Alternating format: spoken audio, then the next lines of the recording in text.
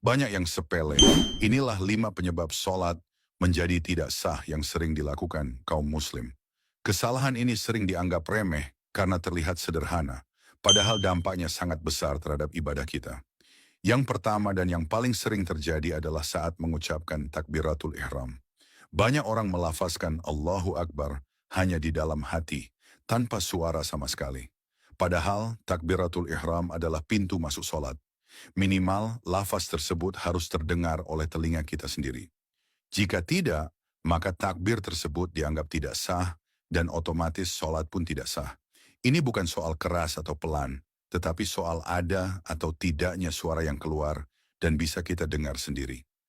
Kesalahan kedua yang juga sering dilakukan adalah membaca surah Al-Fatihah tanpa suara, hanya dibaca di dalam hati. Padahal Al-Fatihah adalah rukun solat yang tidak boleh ditinggalkan. Membaca Al-Fatihah bukan sekadar menggerakkan hati atau pikiran, tetapi harus ada bacaan yang keluar dari lisan dan terdengar oleh telinga sendiri. Kesalahan ketiga adalah saat membaca tahiyat akhir.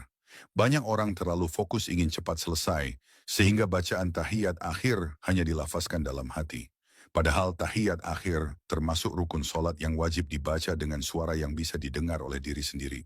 Kesalahan keempat yang sering luput dari perhatian adalah membaca solawat kepada Nabi Muhammad Shallallahu Alaihi Wasallam dalam tahiyat akhir tanpa suara. Padahal solawat tersebut adalah bagian penting dalam solat. Sekali lagi, ukurannya bukan keras atau lirih, tetapi harus ada suara yang keluar dan bisa kita dengar sendiri.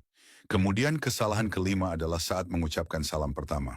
Banyak orang mengucapkan salam hanya di dalam hati, atau sekadar menggerakkan bibir tanpa suara.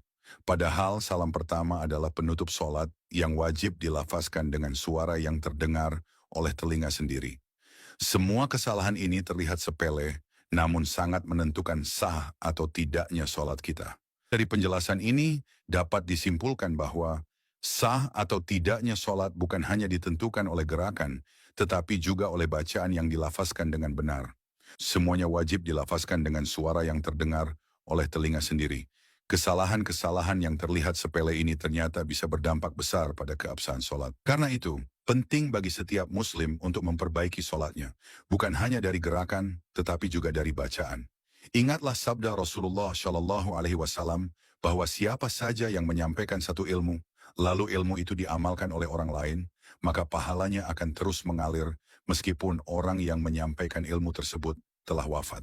Hadis ini diriwayatkan oleh Imam Al-Bukhari. Maka jika ilmu ini bermanfaat, sebarkanlah agar menjadi amal jariah bagi kita semua.